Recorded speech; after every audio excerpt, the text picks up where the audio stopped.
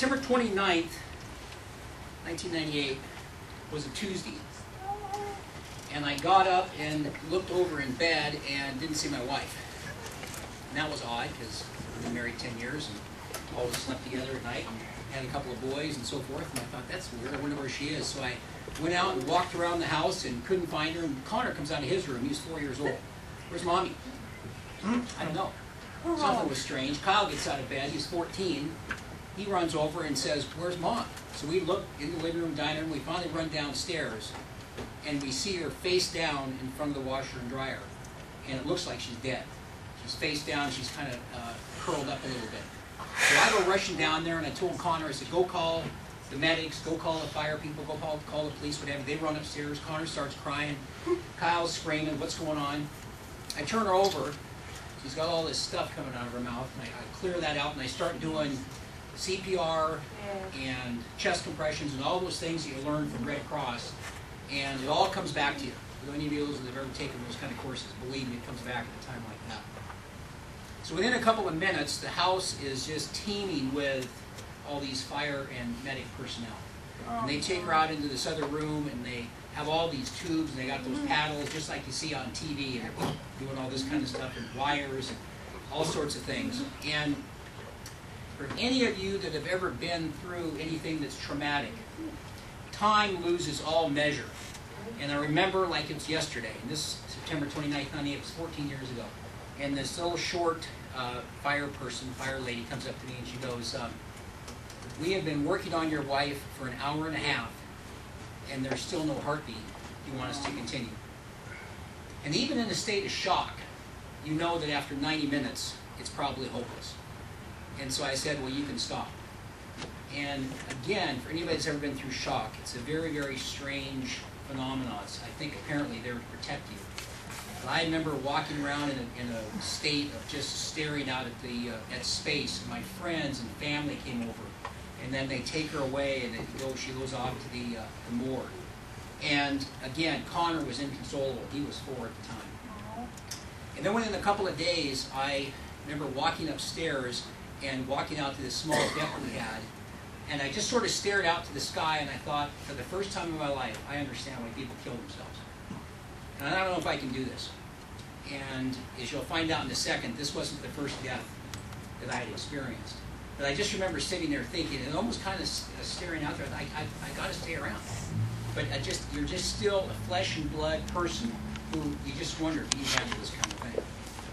So as the days went on, other things happened, but I want to first tell you a little bit about my background. I grew up in Spokane, Washington in 1950. So quick math will tell you that means I'm 62. And it's gone by very, very fast. That clearly was such a turning point in my life.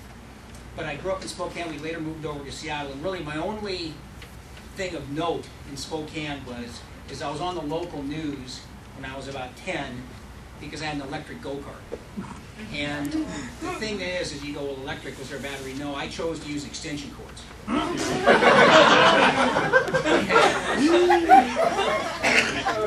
dad wouldn't give me a gas engine, so he says, well, there's this old motor from the dryer if you want to try that.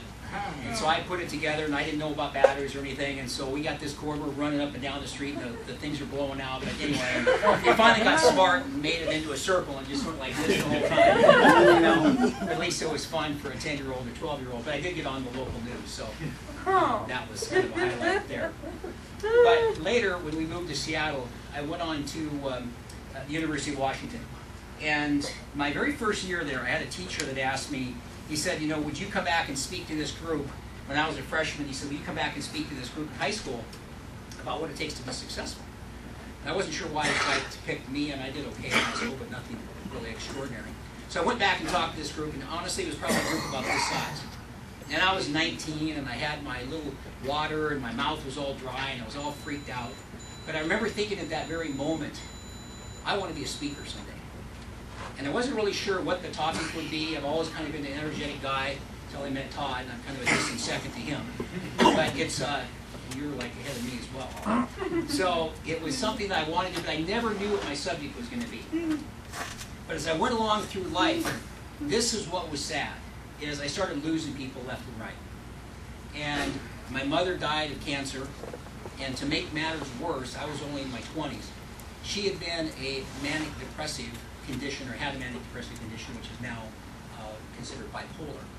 So I'd be going to the University of Washington. She'd always threaten suicide, and I just never got it. You better come here right now. I'm going to take these pills. And it was really brutal. And when you take enough punches, I think, in life, one of the reasons why I ultimately discovered gratitude is because you're going to have to find something. You have to find something that's going to help. So then, about 4 or 5 years later, my father, who was a very prominent attorney, committed suicide. And he was not exactly Mr. Positive. He was a very, very negative guy. But it just kept mounting more and more and more people. The night I graduated from high school, 2 of my best friends were killed in a car accident on Dexter, just outside of where I went to school, on Queen Anne High School, on Queen Anne Hill. And then several friends in Vietnam, and then it just kept going on and on and on through Dana's death and after.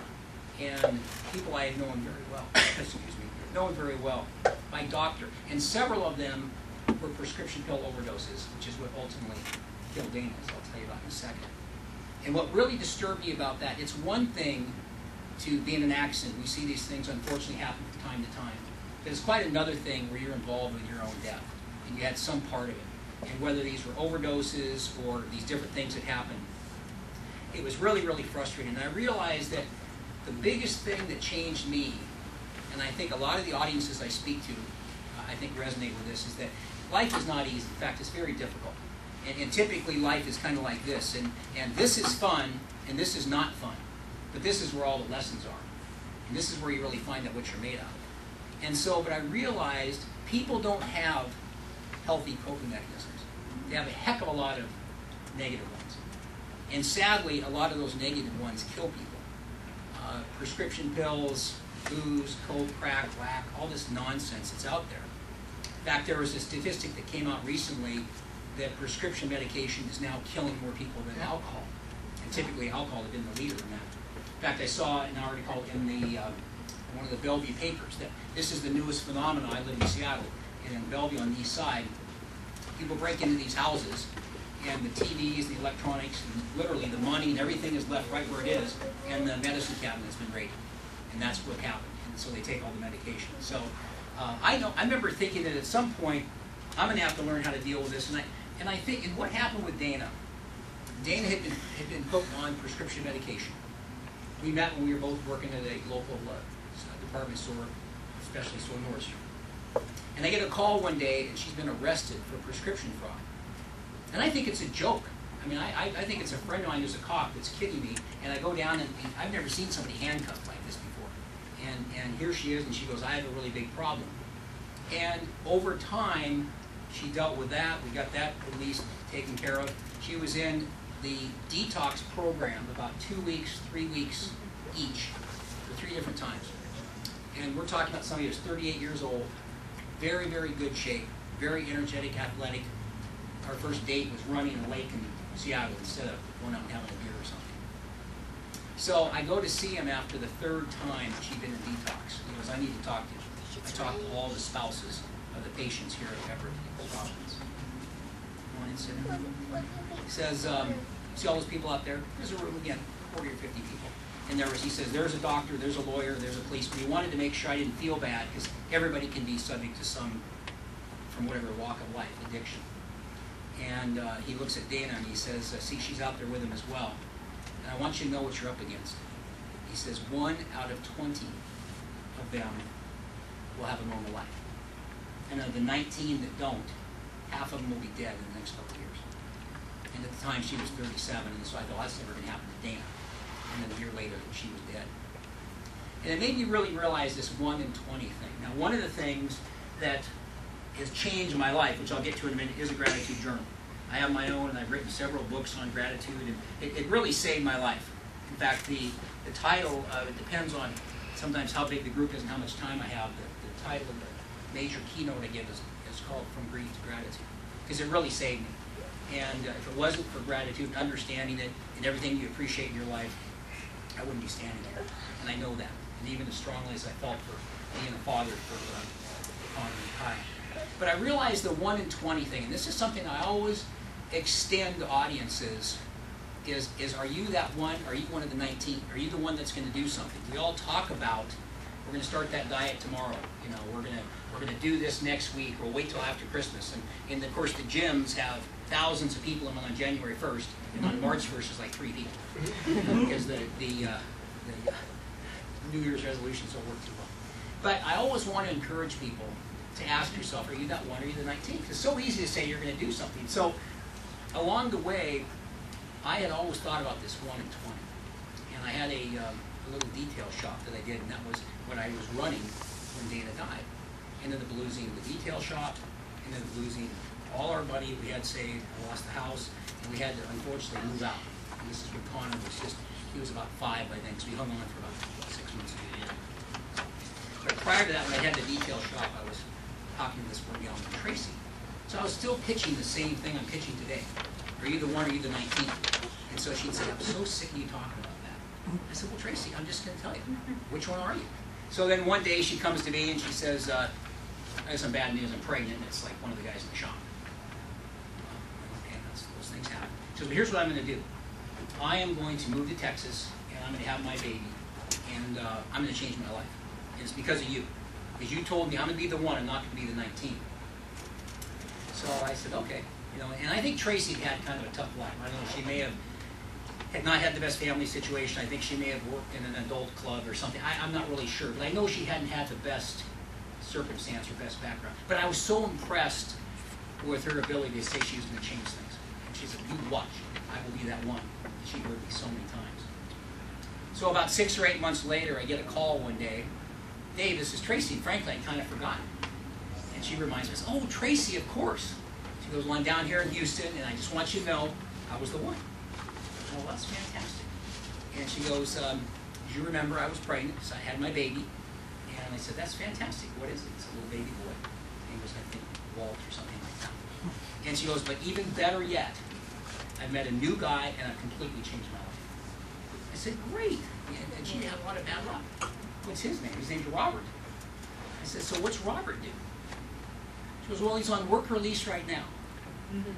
And I just went, Tracy, and when you're going to change your life, somebody once said this to me, and I thought it was such a great line. If you want to change your life, and do things completely differently. So as I struggled along, I got some success in my 20s. This is prior to meeting Dana. And here I was with all that success. Everything was gone. The house was gone. The business was gone. The money was gone. And you really find out what you're made of. And that's why I really push this 1 or the 19. You know, which are you? It doesn't matter what it is in life. It's this whole Winston Churchill thing. Never, ever, never give up. So we were forced to move out. Kyle went to live with his grandparents because it was really tough for me at that time. Connor and I went to live with a friend. And he said, why don't you come and just stay at my apartment for a while? I said, that's great. I was just barely hanging on after all this stuff. And to make matters worse, there's financial implications too, because she would never go to get the insurance checkup. And I found out later it's because she knew she wouldn't pass it. Because you've got to do the blood and urine and things like this, and if you're doing something, I need insurance. So we had no insurance.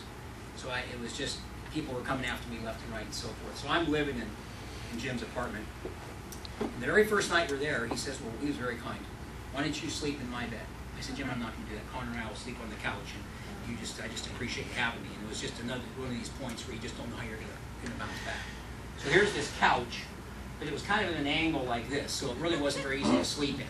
You know, and I kind of roll on Connor, and he looks at me like, you're too heavy. And I go, Connor, we have bigger problems than how heavy I am right now. So I found a piece of foam, and I rolled out a piece of foam, and I got a sleeping bag right by this dining room table.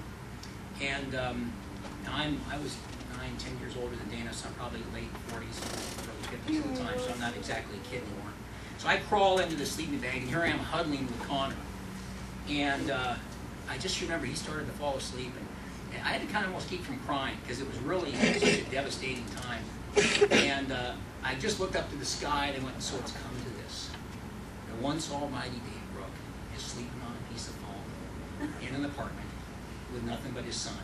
And it's pretty devastating. So one of the things that you realize, any journey, now I don't know, I know several of you here, but But I know that most all of us have had some really tough times in our life, maybe all of us. But the point is what do you do when you want to bounce back from that? And that's this recurring theme that comes back to why gratitude has been so important.